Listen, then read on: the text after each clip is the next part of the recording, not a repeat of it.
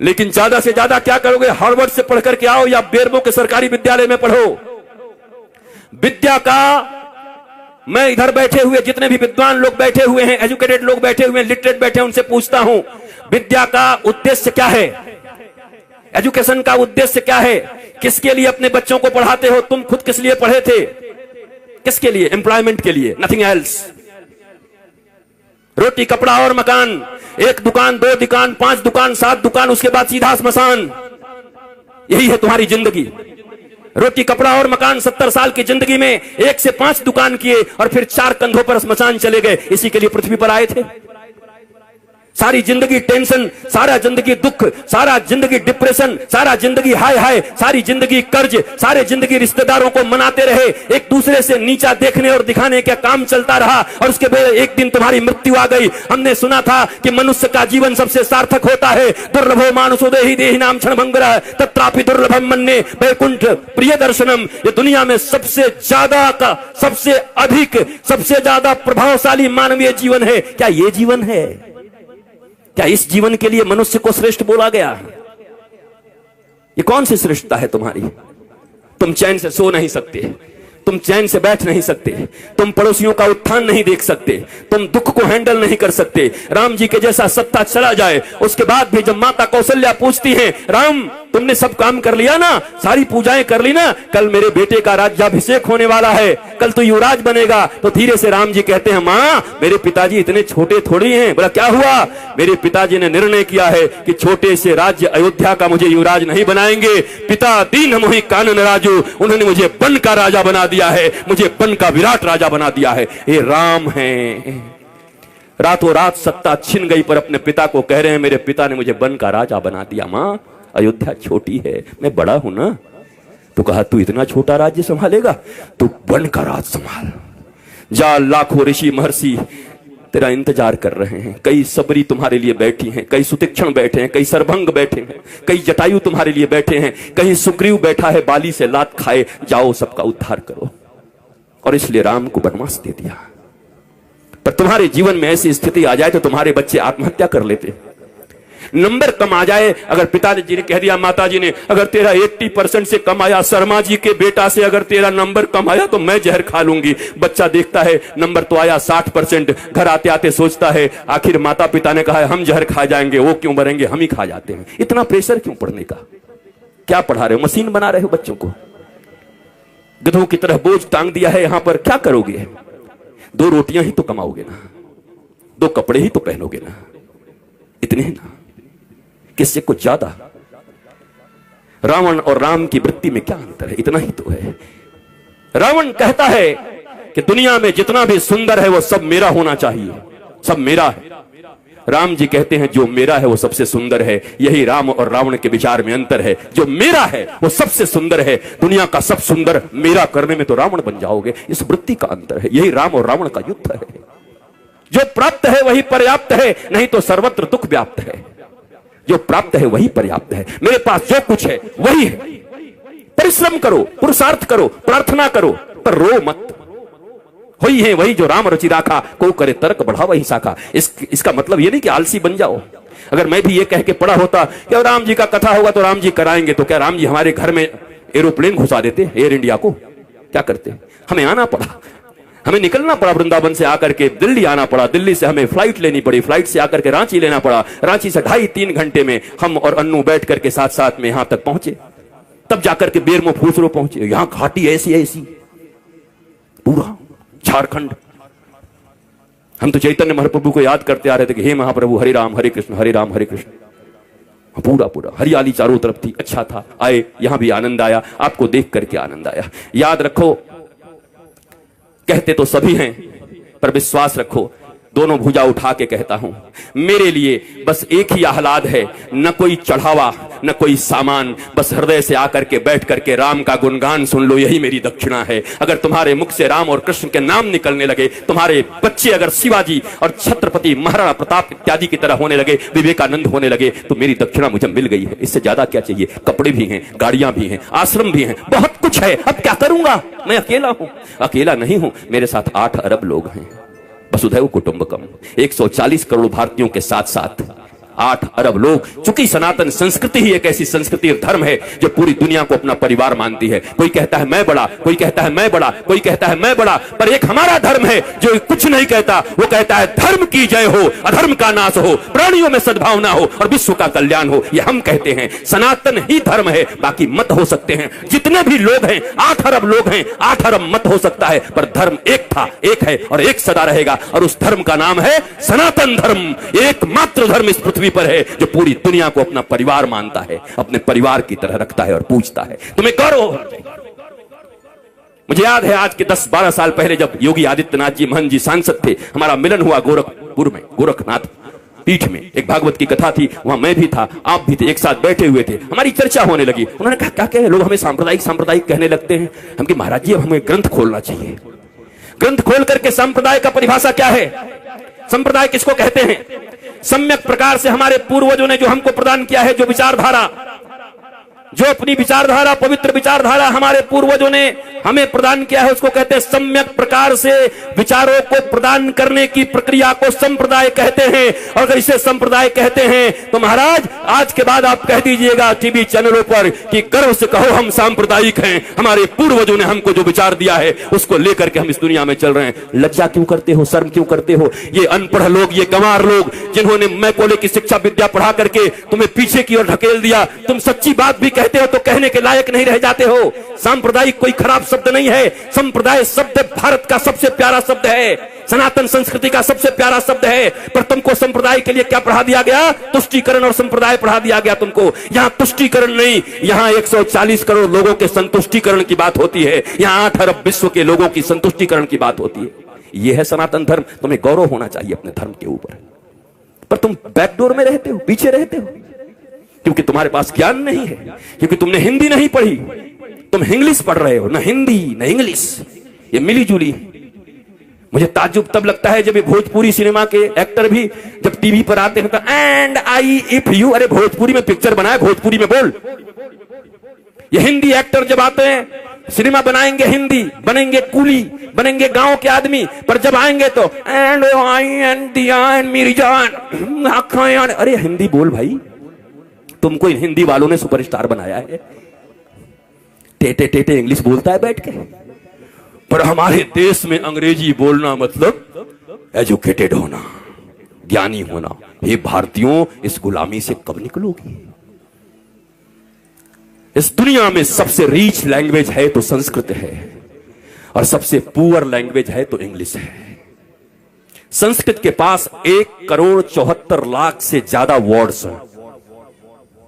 करोड़ कह दिया, अरब। इंग्लिश के पास कितने हैं? बेचारा हर साल 2-4-10 बढ़ाते रहता है। हमारी कितनी बढ़िया संस्कृति है, मौसी, चाची, मामी, वहां सब आंटी, पता ही नहीं कौन क्या। Brother and brother in law, बताओ, sister and sister in law, वो लॉ के अनुसार सिस्टर है, और ये कैसी सिस्टर है? ये क्या है? This is language. बोलने दो जो बोलते हैं, तुम भी सीख के रखो, पर गौरव तो अपनी संस्कृत पर करो। संस्कृत में गाली भी दोगे ना तो बड़ा आनंद आएगा। किसी को कह दो ना, आप तो ग्राम सिंह हैं, खुश हो जाओ। ग्राम सिंह, ग्राम सिंह का अर्थ कुत्ता होता है, कुकुर। किसी को कह दो आई आई आप तो ग्राम सिंह है, वो भी कहेगा। बाद में कोई कहे हमको ग्राम सिंह कहा, महाराज संस्कृत में कुकुर होता है। आए कुकुर बोल गया। हमारी गाली भी इतनी प्यारी है हमारी भाषा में, पर हमें मालूम ही नहीं, हम जानते ही नहीं। बदलो अपने संस्कारों को, नहीं तो ये कथाएं तुम्हें और बेहोश कर देंगी कुछ दिन के बाद।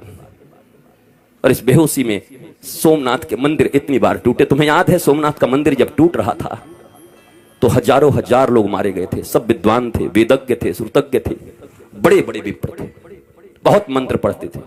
मंदिर भी टूट गई, वो भी मार दिए गए। कैसे हो गया ये? शास्त्र पढ़ना अलग है और शास्त्र समझना अलग है, रटना अलग है। ये रट्टू तोता बनकर के कथा कहना अलग है, और उपनिषद और अपने गुरु के प्रतिबोध से बैठ करके सिंह की तरह गरजते हुए भारतवासियों और विश्व को समृद्ध और संस्कारवान बनाना भारतीय धर्म गुरुओं का परम लक्ष्य होना चाहिए। भारतीय धर्म गुरु ऐसे होते हैं। हम रट्टू तोता लोग नहीं हैं। हमें कोई सिखा दिया और तोते की तरह हम आकर प्रवचन करने लगे और भाषण करने लगे। वैसे ऐसे लोग हैं। 7 दिनों में लोग कहते हैं, क्या कहूं, इस श्लोक का वर्णन तो अगर मैं करने लगूं तो 7 दिन तक करना पड़ेगा। हमने एक जगह पंडाल में कह दिया, पंडाल का खर्चा हम देंगे, तू करके दिखा। भाग गया, क्योंकि कर ही नहीं सकते 7 दिन तक। पर ये रट लिया है, सिखाया जाता है कैसे बोलिएगा कि अभी समयाभाव के कारण इस श्लोक की चर्चा तो मैं 15 दिन तक कर सकता हूं, लेकिन आइए समयाभाव के कारण आगे बढ़ते हैं। मैंने कहा पंडाल का खर्चा, माइक का खर्चा और आपका भी खर्चा मैं दे रहा हूं, आपको इसी श्लोक पर बोलना है। मैंने सुना, दूसरे दिन सुबह निकल गए कि कहां से इसका विवेचना करूं, कैसे करूं। ये कोई व्यवसाय नहीं है, कोई व्यापार नहीं है।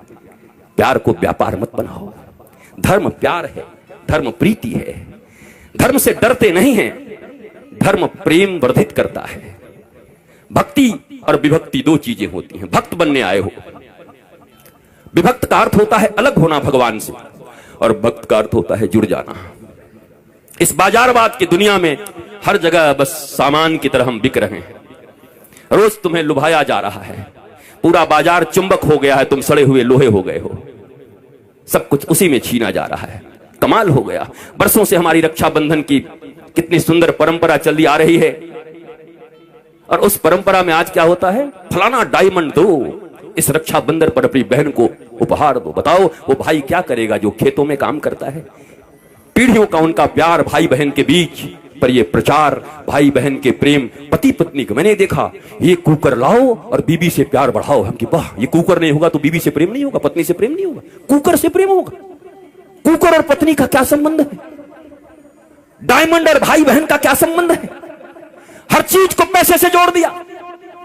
बात बढ़ाना भैया, सबसे बड़ा रुपया। कहीं रिश्ते नहीं रह गए, गांव नहीं रह गए।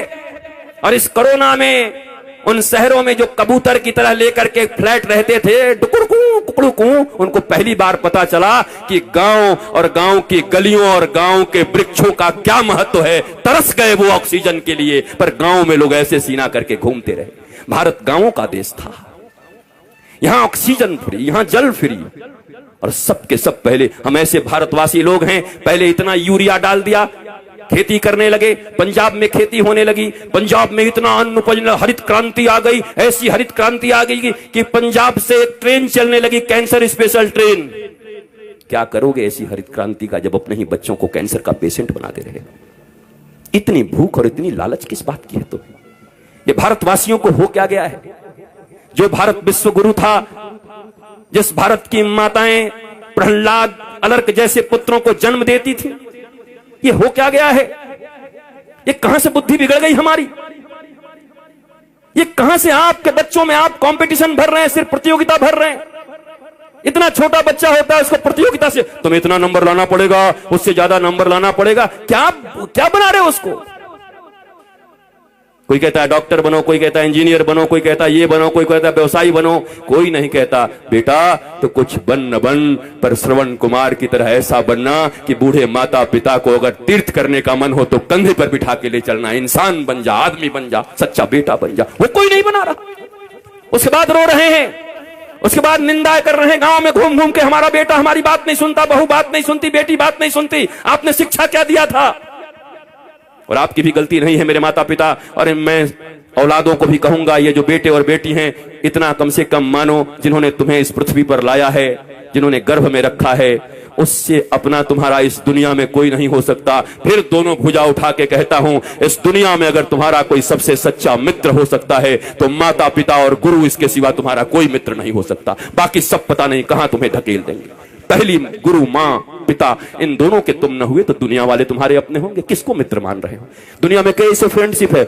मेरी वो फास्ट फ्रेंड है, किस लिए? मैं सही करूं या गलत करूं, सदा मेरे साथ खड़ा रहता है। अरे तो तुम्हारा वो दुश्मन है। ये तो दुर्योधन और कर्ण की दोस्ती हो गई। कर्ण को दुर्योधन ने अंग देश का राजा बना दिया, इसलिए कर्ण श्री कृष्ण और धर्म के खिलाफ खड़ा हो गया, और खिलाफ खड़ा हो गया तो 12 के भाव में मारा गया। जबकि कर्ण से बड़ा कोई दानवीर नहीं था, कर्ण से बड़ा कोई वीर नहीं था, सूरवीर नहीं था। ऐसा कोई बढ़िया धनुर्धर नहीं था, पर धर्म और भगवान के खिलाफ खड़े हो गए तो तुम्हारी कोई धनुर्धारिता काम नहीं करेगी। धर्मो रक्षति रक्षितः, जो धर्म की रक्षा करता है धर्म उसकी रक्षा करता है। परंतु हमारे मित्र ने हमको पैसा दे दिया तो हम भगवान के खिलाफ भी खड़े हो जाएंगे, यही तो कर्ण ने किया। गांधारी को कहते हैं वो पतिव्रता थी। कैसी पतिव्रता थी वो? पति अंधा था। पतिव्रता का अर्थ होता है अंधे पति को अपनी दोनों आंखों से वो दिखाती, हर चीज बताती, पति की आंख बन जाती, तब पतिव्रता कहता। पति तो पहले से अंधा था, वो भी पट्टी बांध करके दुर्योधन अन्याय पे अन्याय करता रहा, पर धृतराष्ट्र की तरह गांधारी भी आंख बंद करके बैठी थी। वो कैसी पतिव्रता हो सकती हैं? और अगर पतिव्रता थी तो अपने 99 पुत्रों में से एक को क्यों नहीं बचा सकी? अगर इतनी ही पतिव्रता थी तो उनका आशीर्वाद उनके पुत्रों को क्यों नहीं मिला? क्यों मारे गए सबके सब?